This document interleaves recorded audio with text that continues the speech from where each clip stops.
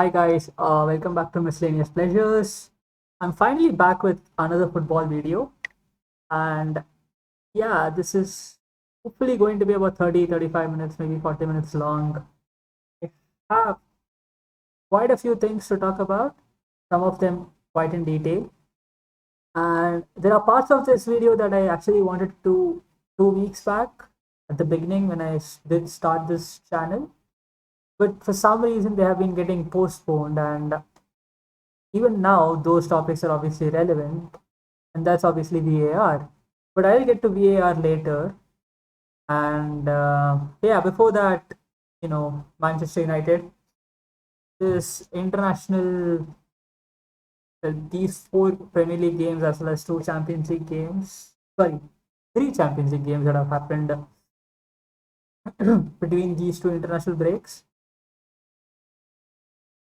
I mean, there's a quote I remember from, I don't know, it's not a quote, it's more like you know, we basically saw the highest of highs as well as the lowest of lows in these 7 games.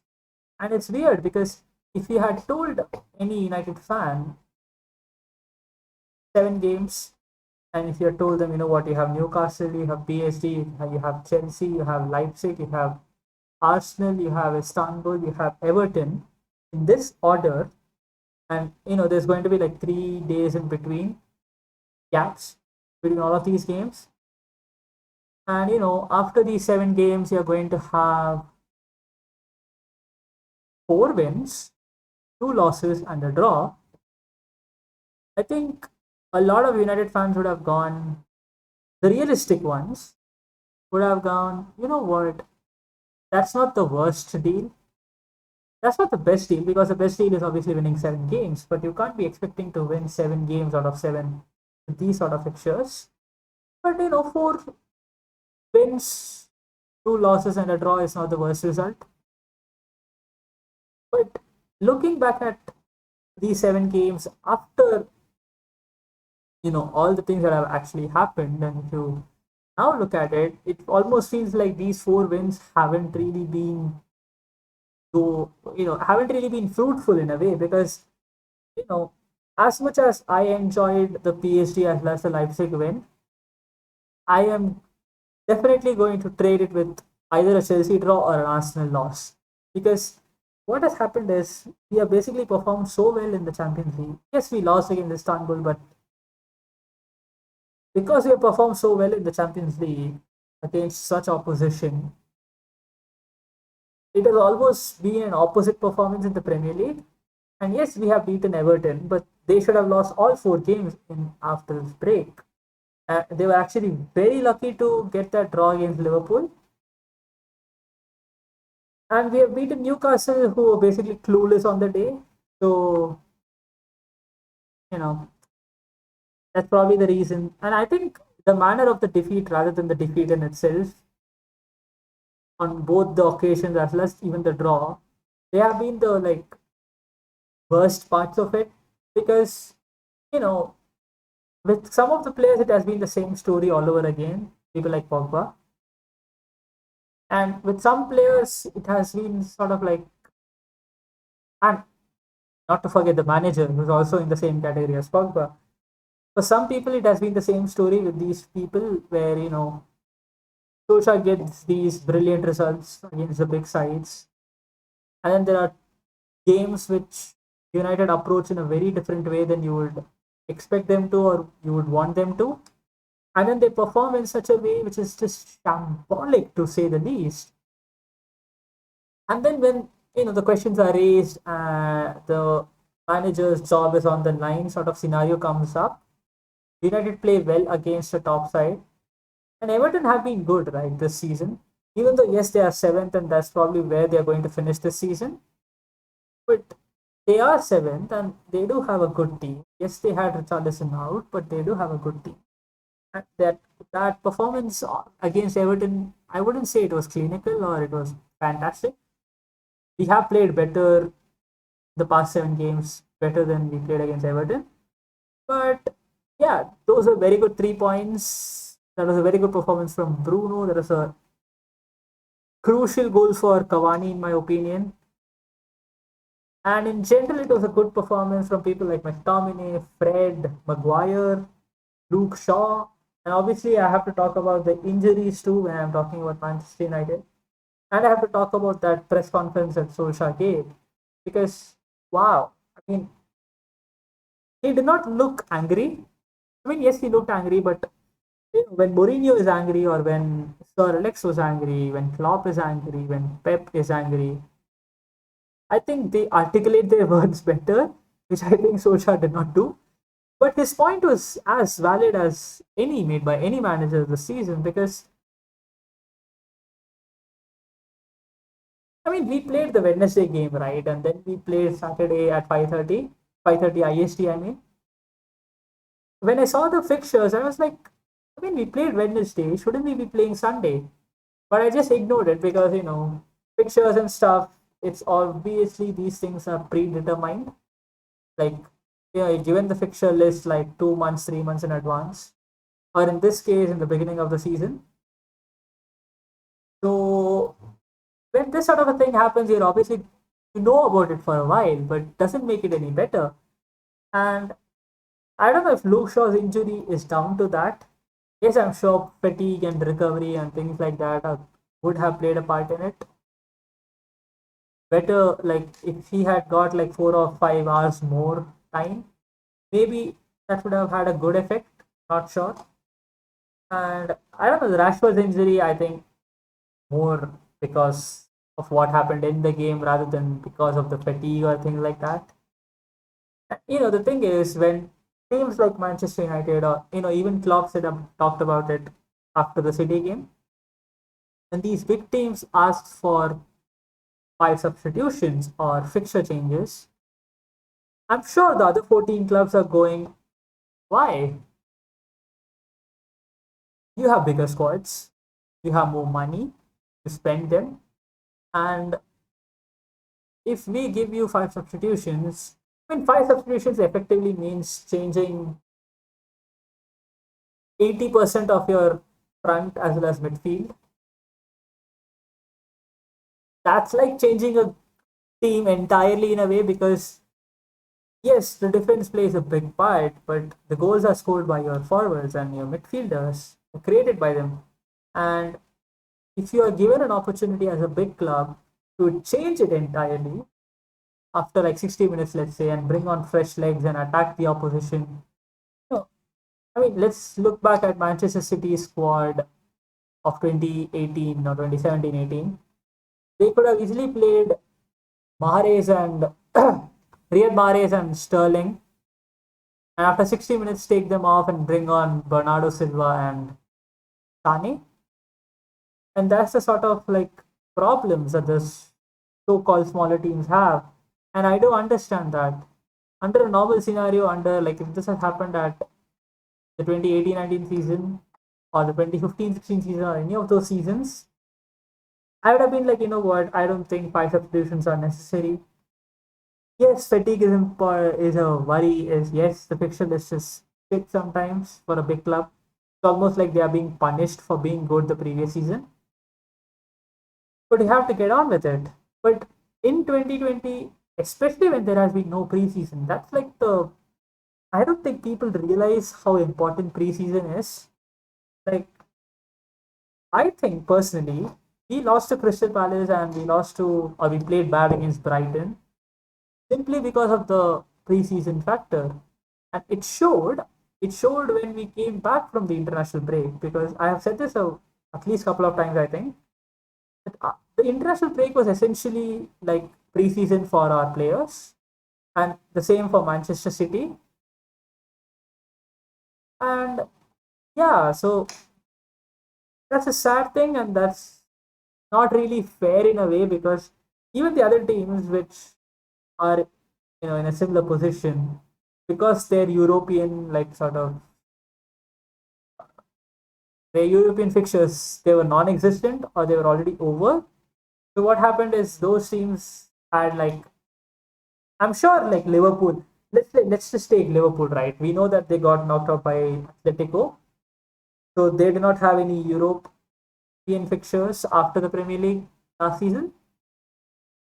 So if we have a look at their fixtures, they have played Arsenal, Chelsea, Newcastle, and then these are the preseason fixtures, right? They have played Stuttgart, they have played Salzburg, they have played Arsenal in the Community Shield, they have played Blackpool. So they have basically played four preseason games. Yes, not as many as you would normally do before playing leagues. And I'm guessing even the Leeds result and even this Chelsea performance, which was average in my opinion for the first half. I mean, in the first half before the red card, that game did not look like Liverpool were going to beat Chelsea. It felt like Chelsea could nick a result, or they could create a goal here. And obviously in the second half, after the red card and after Thiago's, I don't think Thiago did anything for the goals, but he did play okay. Yes, he made that history with a lot of passes, but if a team is sitting back and has 10 men, then I'm guessing you're going to be breaking passing records. But, that's my point, that even a Liverpool, which did not have any European games, only had four preseason games. And let me take another club, for example, Chelsea. So let's look at Chelsea's fixtures, right? They, what did they do? They, wait, even they had no preseason? Okay. Well, I mean, I did not expect that. But yeah, I mean, so even they did not have any preseason. If I'm not mistaken, didn't they have like a bad run of fixtures in the beginning? Yeah, they drew 3-3 to West Brom. Obviously, they have the issues with new people coming in and gelling together. They lost to Liverpool. They have obviously beaten Brighton, but then drew to West Brom. Uh, yeah, they drew to Southampton again. I'm not sure how much of this is because of the preseason, but my point is either the bigger teams have had no preseason, like United had only one game against Aston Villa because of European fixtures, or because of some other reason. I don't know why Chelsea had only one preseason game. But the point is, preseason is very important. I think that's one of the bigger reasons for these injuries and why substitutions or bigger breaks between games. I mean, I don't know that if we played on a Sunday, why couldn't we play on a Sunday? Why couldn't a fixture like Leicester versus who did Leicester play? I mean, Wolves had Europe, so oh no, Leicester had Europe. Let's take some other fixture. I'm sure there would have been some fixture that could have been moved to Saturday, and this fixture could have been moved to Sunday. Oh, please tell me there's no fixture like that. Oh, forget it. It doesn't matter if there's a fixture like that or not. I mean, I'm sure Tottenham could not have been moved because they had Europe. Leicester could not have been moved because they had Europe.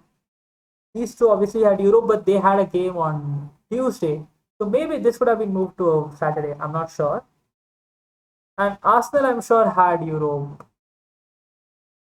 But even if you couldn't move any of these fixtures to a Saturday, there is no problem in having the Saturday lunchtime kickoff for United to a Sunday lunchtime kickoff. It's a big deal. We always have, weekends where there are multiple games at a time running. This could have been one of those times. So I don't understand this logic that has been applied. And I'm happy that Solskjaer wasn't the only one who complained about it. Klopp also talked about it, and I'm guessing Pep did, but I'm not sure about Pep.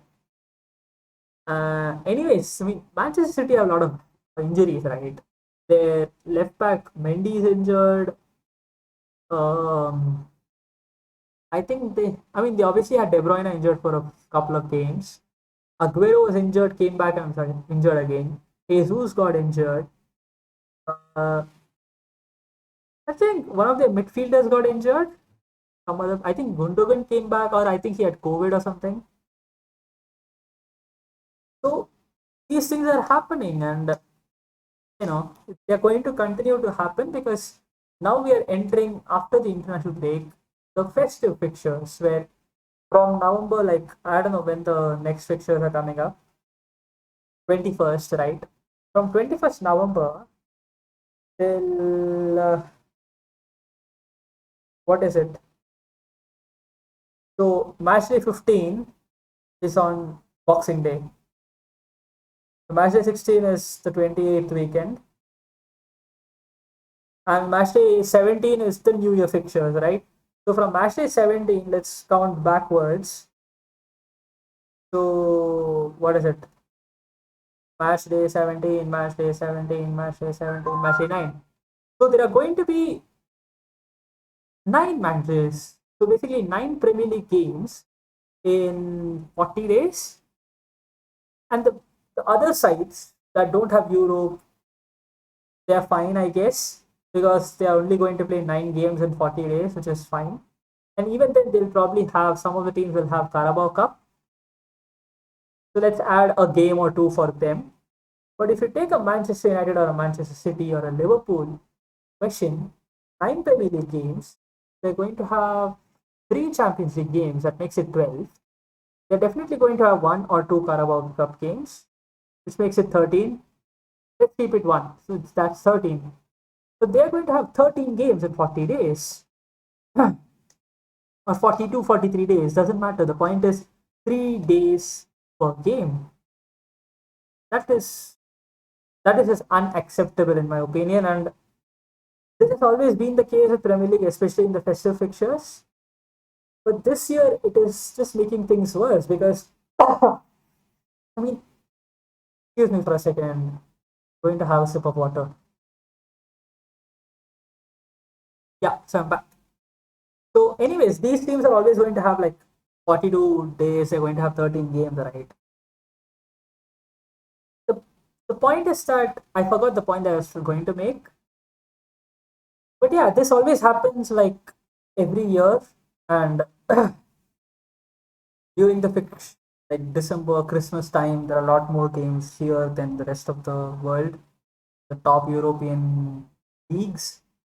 And that always happens, and people could counter argue that it always happens, so why are you complaining now? People do complain all those years, but this year a lot more will complain simply because I'm guessing UK has put down lockdown again. So basically what people have to understand is that physical sort of stress and strain on your body is one thing. The second thing, obviously, which always is there, is the pressure that the players have to perform. Especially, I'm only talking about the big sides here because they are the only people who are going to play 13 games or 14 games in 42 days. There's obviously the pressure to perform. There's obviously the physical thing where there are going to be 5 or 6 players that all these big clubs have that are going to or have to play most of these 14 games. Like Bruno Fernandes has to play against PSG in Leipzig. He has to play in all of the Premier League games for us to do well in those games. I'm pretty sure people like Maguire, even David De Gea, who you may not think that is you know, goalkeeping is not a physical sort of, you don't have to run around 12, 13 kilometers in a game. Yes, that's true. But the concentration levels and stuff like that, those things are really difficult to keep your performances up there. Second problem is because of this lockdown and unlock and you things that you can do, cannot do, the like the scrutiny around all of these things that you have to be in a place mentally draining. And people like you and me who have a normal life, not the footballer's life, who live with our family and we have a normal work and stuff like that, we may not be able to really understand their perspective. And that's my whole point. Just because there are people who earn 150,000 a week doesn't mean that those things are not applicable to them. And people sometimes, and I mean, Twitter is a stupid place, anyways. But other people, intellectual people who are having these sort of discussions within themselves or with their friends, and who have that sort of a point of view, they have to understand that just because a footballer is earning so and so amount of money doesn't mean that he's not human. And I don't know. At least there has to be some sort of a picture. I mean, it's not going to change, right? me talking about it, pundits talking about it, managers and players talking about it, it is not going to change these fixtures. They are going to happen as they have been planned, unless the unless lockdown basically says, you know what, there is no football. If that time comes, these fixtures are happening, right? So from that point of view, there is no point in talking about these things. But people have to understand that these fixtures, they want to see good football, which means they want to see people performing at their highest levels, but they're not aiding them to do so. Sucks. So that was one of the points that I had to talk about. And obviously, Manchester United, I was talking about how 4 wins, 2 losses, and a draw. Problem is, the bad results have come in the Premier League, and the one bad result in Champions League, that's not the biggest of deals because 6 points from 3 games in a tough group is not the worst result. But in the Premier League, we are 14th, even with the game in hand, which we win. If we win, we'll still be like 10th or 9th or something like that. So good, not good enough. And the next fixtures in Premier League are friendly. I mean, they are better than the ones that we have had. But these are the sort of games that we tend to lose. We have West Brom, Southampton, West Ham, Sheffield, Manchester City, Leeds. So, yeah. Obviously, the injuries, right? Luke Shaw is out for a month now. Teles was, I mean, he wasn't match fit, played, and then he got COVID, and then he came back. Now Luke Shaw is injured. So, yeah, I mean, we have Brandon Williams, but I don't like him at left back. I don't hate him, but I just don't like him. Maybe he could play a couple of games here and there in these fixtures, but he isn't good enough for the first team at the moment, and he has to develop. So it's not fair to expect him to perform at the best or at the acceptable level for Manchester United because he's a kid, and defense is not an easy position to be kid at. So yeah, so this is effectively Manchester United and the picture congestion and stuff like that. This is one of the things that I did want to talk about. Uh, I have written down lockdown, but I'm not sure how much it is going to affect football because it seems football is obviously going to continue for now. I don't know the numbers that UK has. Uh, they do get bad, then I'm guessing all of this is going to happen again. The PL table, yeah, I did want to talk about the Premier League table because I don't believe for 1 second that Leicester City are winning this league because their team just has holes in it, and I I think they're going to have a similar season like last season where they're probably going to finish with 60 points, 63 points. And I think the same is going to happen with Southampton. Yes, they're at 16 points from 8 games, and I don't think this team is finishing anything better than top 10. If they get Europe, it's a very big thing. I don't think that's happening either. So I think, yeah, that's what is going to happen with Leicester and Southampton. The only thing Spurs have is their history is unkind to them. Like, if this team had been anybody else, I would have said this team is a title challenger because Mourinho second season and they do seem to have elements which are like you know that Kane on partnership that I think is a Premier League winning partnership, and their midfield has been all right and their defense has been questionable but all right, and I do think that I would have put them as title challengers if not for that Spurs tag where their history is just unkind to them. They haven't won a trophy in ages and they just bottle it sometimes, like the West Ham game, like even though the Newcastle game wasn't exactly their fault, but they did mess it up. And that's what Jose Mourinho teams do, right? Like when they hear Manchester United fans complaining and they provide these stats that probably disprove their point. But the point is that it happened with Manchester United so many times where we would go 1-0 up before halftime or even after halftime. Then at about 55, 68 minute, he would make some substitution, or suddenly the team would sit back, sit back, sit back, sit back. And there would never come a point where the team is going for the second goal. And from like the point we score the first goal, let's say at the 35th minute, to the end of the game, it's almost like we are waiting for the opposition to score or to pepper our goal basically, and we as fans we have to see the team defend. That's what happened against Newcastle. That's what happened against they won 1-0 against somebody else right recently. Yeah, even against West Brom. I mean, this game they got a winner at the 88th minute. That first half, West Brom should have scored at least one goal. A better finishing side would have probably scored two goals in that first half, especially the way they played. And this Brighton game, right? This is what I'm talking about. So in the 13th minute, Harry Kane scores a penalty.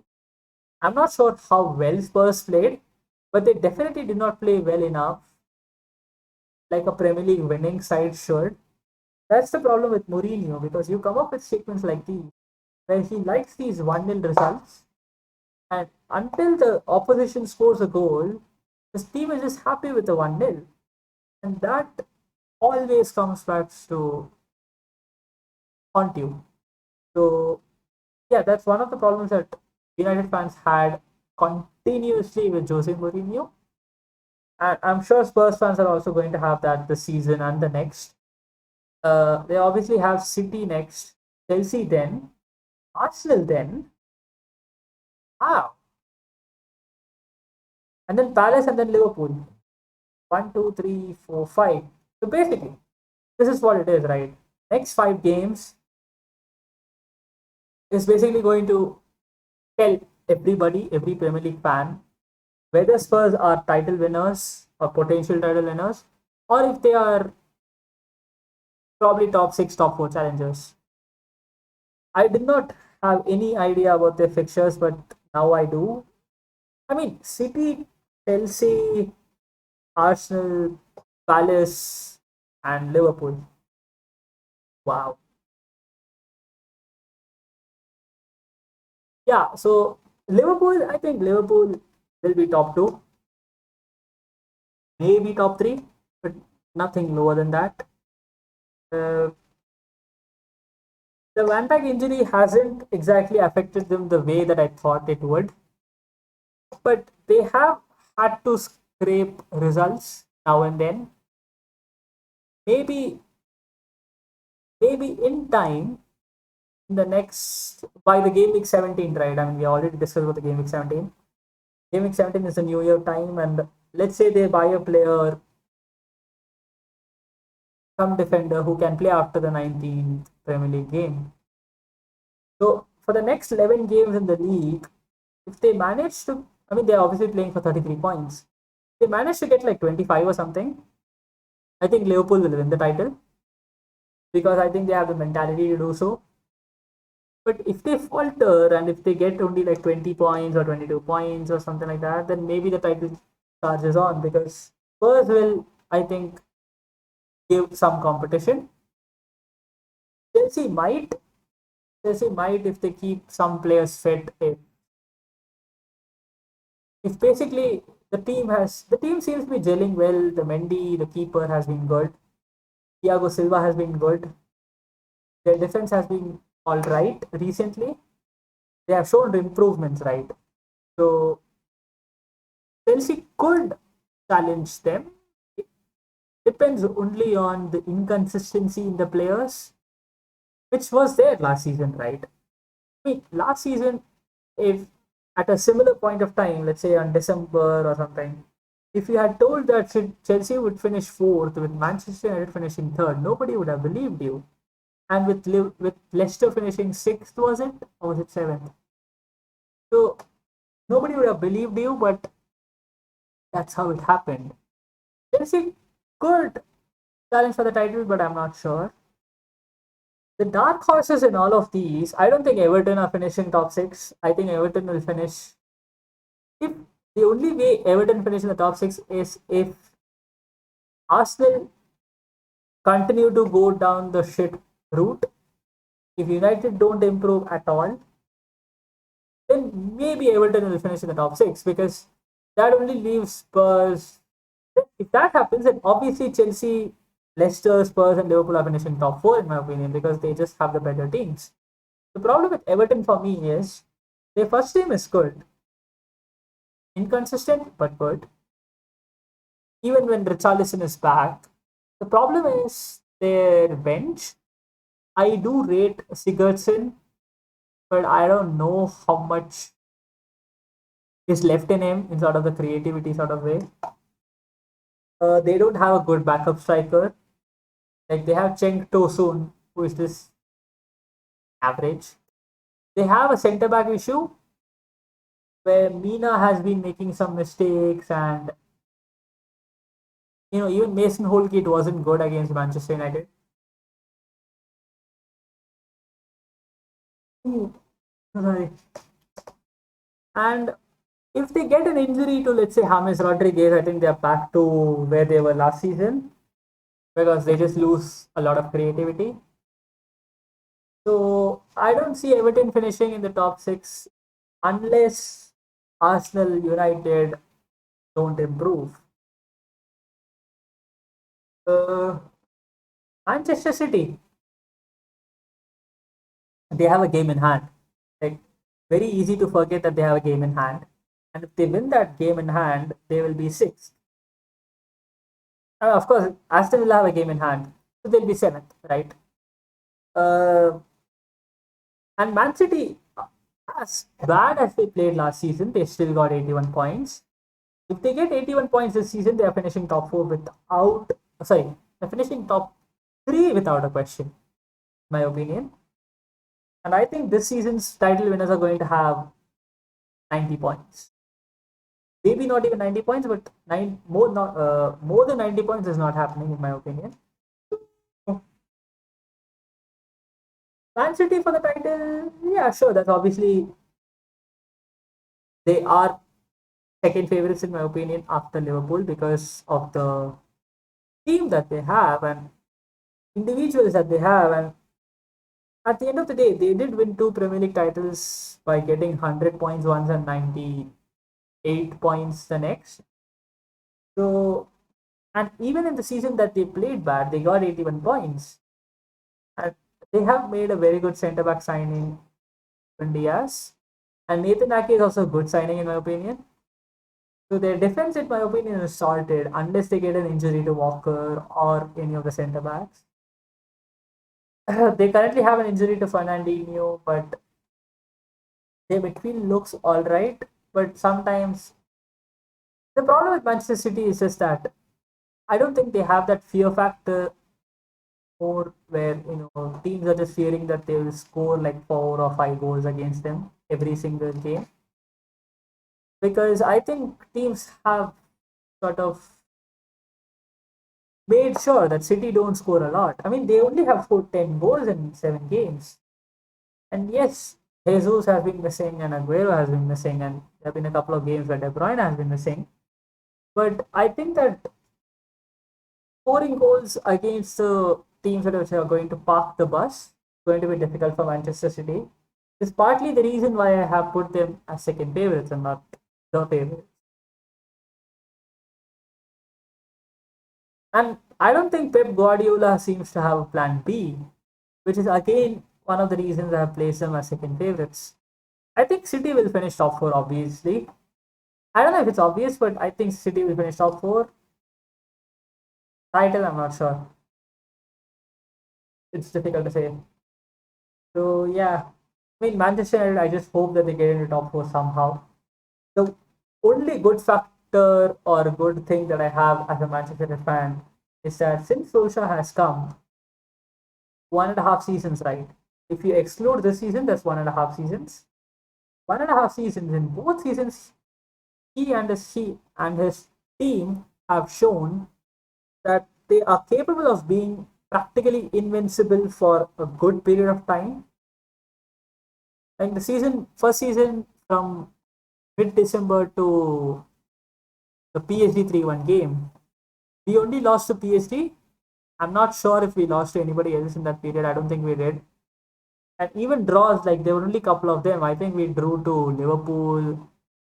I'm sure there were a couple of draws in there, maybe three. But he just scored, and that only happened because of injury, not because of player performance dropping. So that was obviously that season. And even last season, after Bruno's arrival, we got 32 points from 14 games. That is consistency. And if we can have that sort of a consistent run this season, especially the way the table is, like, a lot of teams losing to each other or drawing to each other, I think United are capable of finishing top four even from this position. I mean, we were worse than this. I think last season we were worse than this. I would just have to check it out. It's going to take a minute or so to do that. Oh, I'm already at Manchester United. This loading is going to take some time, or maybe not. So, right. So here we are. This is July of 2019. So we obviously beat Chelsea.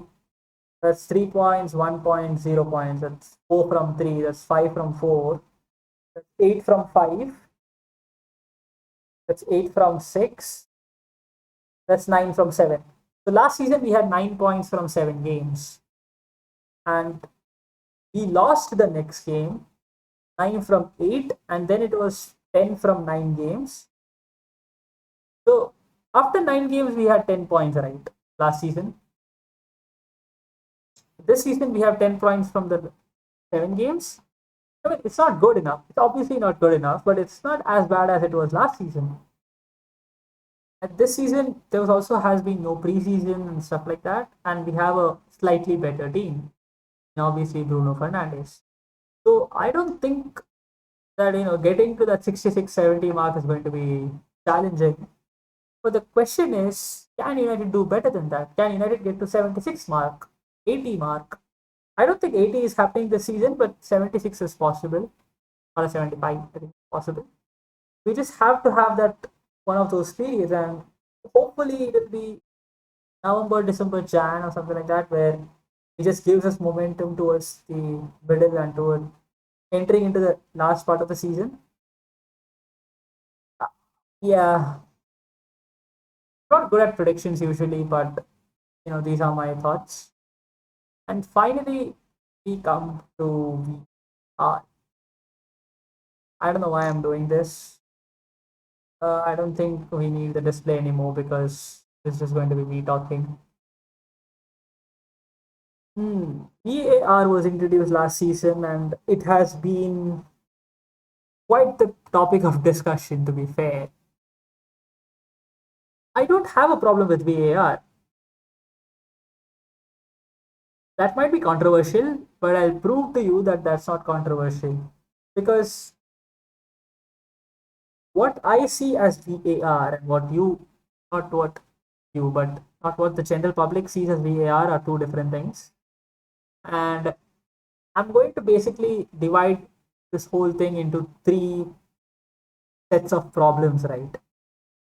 There are one set of people who hate VAR because of the offside result, basically because of the offsides and just 1 millimeter or just like shoulder, stuff like that, being offside, that sort of intricacy. Obviously, there's the same. I'm going to include these two into the same category where there are also people who have issues with the handball decisions, penalty decisions, fouls inside the box not being given or being given, stuff like that. So that's one set of people who have issue with VAR. The second set of people who have issue with VAR are people who go to the grounds, right? And obviously, we don't know how that thing is going to change after people are allowed to enter the stadiums again. But in last season, basically, the problem that people had was there was just confusion inside the ground because there wasn't enough communication inside the ground as it is there on TV. Because in TV, at least we have the commentators speculating that, you know what, they're probably checking for the offside. Maybe this player was offside, that player was offside, and then we get the replays, stuff like that.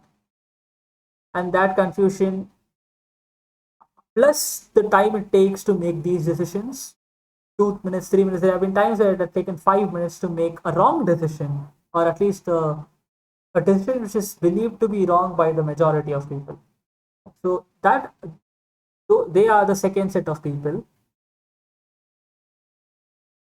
And I think the third set of people are people who just hate VAR because I think they are agenda driven. They are people who probably support teams that have come out on the receiving end of a lot of VAR decisions which has gone against them. People like that, or people who just don't like technology being used. They just want the old school of football back. Or people who just want to hate VAR because that's the trend. So these are all third set of people. So me to the first set of people is you having problems with offsides and handballs. You don't have a problem with VAR. You have a problem with the football rules. Yes, you may argue that these rules are being looked at much more intricately because of this. Well, VAR is not a technology, right? At the end of the day, if people understand this, then I think it will be much more helpful. VAR is not a technology. VAR is like a method. What does the referee do when there is a close, like foul decision that has to be made near the touchline? He looks at the assistant referee, or they basically talk with their earphones and stuff, and the assistant referee or the linesman basically gives a signal saying that, what, that's a foul, and the referee takes the advice of the person. VAR is just a person who is sitting in front of a monitor or multiple monitors and doing that same exact thing. VR could be you, VR could be me, VR could be your friend, or it could be group of people, 3 or 4, who are looking at multiple replays from multiple angles and coming to a decision regarding a foul or an offside or anything.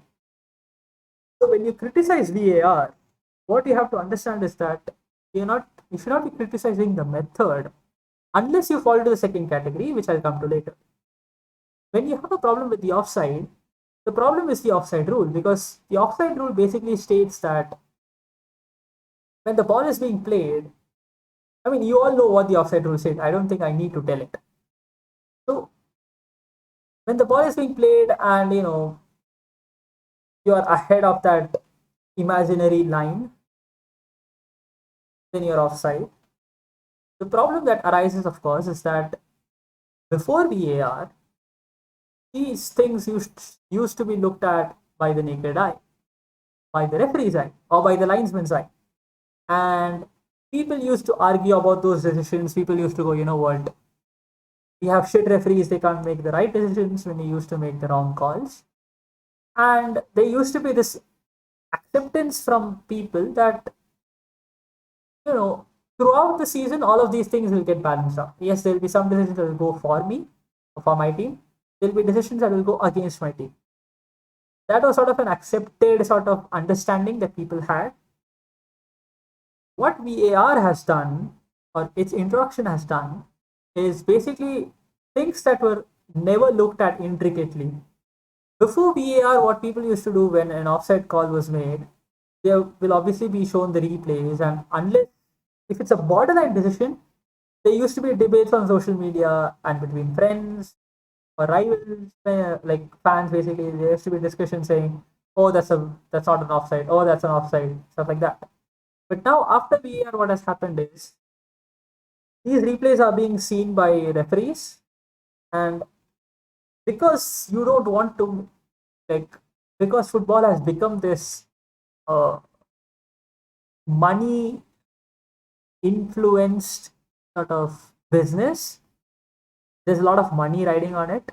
So what has effectively happened is you cannot have a business which is a million billions of dollars. I think it's surely is a $1 billion business, right? Football, or at least Premier League, or at least hundreds of millions of dollars. So you can't allow the fate of this big, this massive an industry, a business, in the eyes of a referee. And that's why VAR was introduced. Because there was a stat that was there last season. I'm not sure about the numbers now. I'm pretty sure it's going to be the same, similar rather. So before VAR, about 80% of the decisions made were accurate. After VAR, the amount of decisions that have been made correctly are about 90-92%. That 12% is massive. So VAR is doing the right things. And if you have a problem with something being an offside, then that's an offside issue. That's a rule issue. If you have an issue with how a penalty is being given or how easily a foul is being given when it's not a foul in your opinion, you're having an issue with the rule and not with VAR. So that's my thing for category one. Now let's come to category two. I actually cannot, I don't have a, what to call it? I don't have like a defense for VAR in this scenario because you are the people who are going to the grounds, and surely there has to be better communication with the people in the grounds regarding to what is being going on. I do see like those big TV screens that are there in the football grounds where they do show stuff like offside, checking for possible offside, checking for a potential foul. They do display these things, and I'm sure these things are going to be much more helpful. I think one of the problems is this is a symbiotic relationship, right? Like fans have to understand that there have been changes with the rules and they have to keep themselves updated, and the authorities have to do better at making these things like, let's say the conversation between the referee and the VAR person has to be made public, like that has to be shown on speakers or stuff like that. Second thing is, so as I said, there's no defense for VAR in the scenario. Like, if it's going to take time, I think the only thing the people have to accept is this thing is there to stay. Because, as I said, you cannot leave the uh, fate of a business this big, this influential, this massive in the eyes of a referee. It's not possible. So, yeah, you have to accept that. Uh, there are obviously improvement that should be made. For instance, I think I don't think people know who VAR person is. I mean, they do know that, but I think it has to be made much more public. As in, I do see tweets right on a Wednesday. Tweets come out that what Mike Dean is refereeing the game United versus Arsenal, or this referee is doing this game, this referee is doing that game. Like that, I think the VAR referee should also be mentioned during the game. It has to be like displayed in the beginning of the game that this person is being VAR, not just the commentator saying. It has to be shown to the people who are in the grounds, because that's how you increase the accountability of people. And also, these referees have to have some sort of accountability. Like there should be press conferences, or maybe there should be like some sort of way where you understand why they made some decision that they did make, or at least there has to be some sort of a point system, maybe where there's a panel which basically decides, yes, they made like out of 10 decisions, this referee has made 9 correct decisions, this referee has made out of 30, this referee has made 29 decisions correct, which will basically you know help us set a basically a bench line.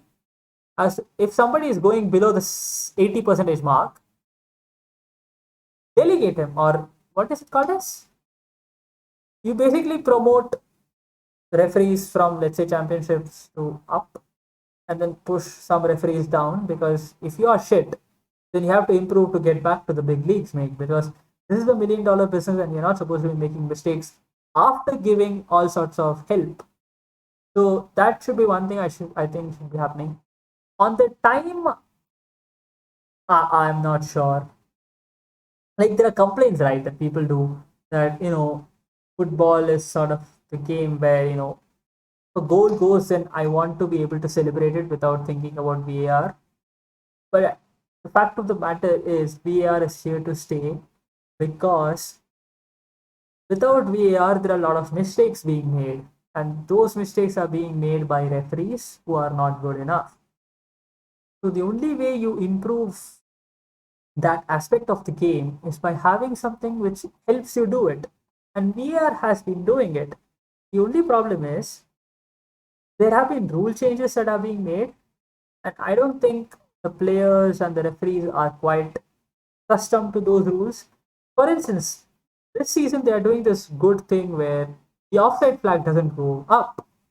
If the linesman thinks that it's offside or he's doubtful about it, he doesn't give offside. He just lets the play go. There is no confusion. After the play is over, the linesman can either go offside or he can do nothing, and the game proceeds. Or if there is a goal, then obviously it's going to be checked by VAR for offsides.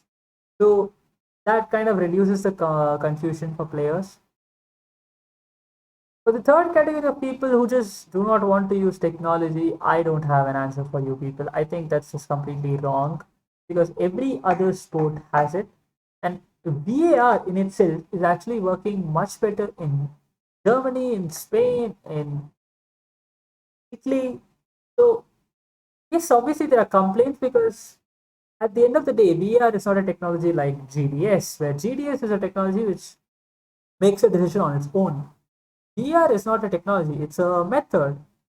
It's like if you have watched that show, uh, Who Wants to Be a Millionaire, like there's a method called as phone a friend. There is a help called as ask the audience.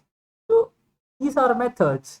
If you have a problem with something happening, then you have to identify what aspect you have a problem with. If you have a problem with offsides, that's not a VAR issue. You are having an issue with the rules. And this whole like remove VAR, VAR out, those things are not helping because at the end of the day, these things are there to stay because it is improving the accuracy. And if something is improving the accuracy, you don't remove it from existence. You will improve it, but you don't remove it. So that's definitely not happening for sure. So yeah, that's my thoughts on VAR. I am not VAR out. I do have a lot of problems with the referees because you know it's an eternal problem for me with people in general because everybody is different. Somebody views something as violent, like this concept, right? That derbies must are usually physical. Like Liverpool versus Everton will be refereed much different than Liverpool versus Sheffield United would be. Or a United versus Liverpool game will be refereed much different than a United versus Brighton, for instance. And what happens is some games are allowed to be much more physical than the others by the referees themselves. And those same referees go to some other game and are a bit different in how they do it. That kind of confuses everybody. And there are fouls that are given, there are fouls that are not given, that should be given. Mistakes like that happen a lot in the games. And it's just difficult. It's just difficult because we have poor referees with, I don't think, much knowledge about how to use this help that they are being given. And yes, they are getting the results, but they have to get it more often. That's my thoughts on VAR. I think this has been a very good. I've been able to give my thoughts on multiple things. This has been sort of an overdue sort of thing, so I'm happy that I was able to do it, and it has gone for about 55 minutes. At the beginning of the episode, or not episode, beginning of the video, I basically said I hope it goes for 40-45 minutes. So I have extended it by 10 minutes, and it has been good discussing this. So obviously you will have your own thoughts. I'm sure there'll be a lot of people who hate VAR. So leave your comments in the comment section. Please like the content, like the video if you like the content, and share it around so that other people can also listen to it or view it. I don't have anything else to say. This international break, I think I'll probably come up with another football video or some other sport if I find anything interesting. There's obviously IPL that has ended today. I'll probably make a video about it tomorrow or something like that. I don't know. I might, I may not. Uh, yeah, there is nothing else I have to say about any of these things. I'll be back with reaction videos. I did react to Dark today, episode 4. I did Queen's Gambit episode 4 yesterday. And there are multiple videos which are currently blocked, which will be unblocked in the next couple of days. And I'll be doing Stranger Things tomorrow. So that's the sort of plan I have. So please do stick around with the channel. Quality content coming up. So yeah. Anyways, bye guys. Have a good evening, night, afternoon, morning, whenever you're watching this. Hope you have a good day.